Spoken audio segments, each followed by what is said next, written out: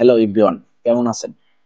আমি আজকে এমন একটা টপিকস নিয়ে আলোচনা করব, সেটা হচ্ছে যে আমরা জানতাম শিক্ষাই জাতির মেরুদণ্ড, কিন্তু কিন্তু ইদানিং শিক্ষকের মর্যাদা মূর্খদের পায়ের নিচে নেমে গেছে।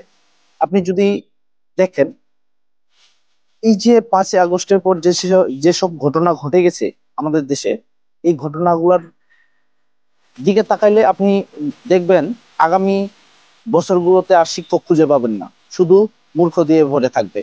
তো আমাদের দেশ আসলে শিক্ষা দিয়ে কতটা অগ্রসর, এটা আমাদের আচার আচরণ, আমাদের ভাবমূর্তি দেখেই বোঝা যায়। তো এটা যদি আপনাদের মনে হয় যে আপনারা ভাবমূর্তি গুলা ঠিক না, সবকিছু বেঁচে গেলে সর্বপ্রথম আমাকে শিক্ষক বাঁচাইতে হবে। যদি শিক্ষক বাঁচে, তাহলে সবকিছু বাঁচবে। আজ এ পর্যন্তই। ভালো থাকবেন সবাই।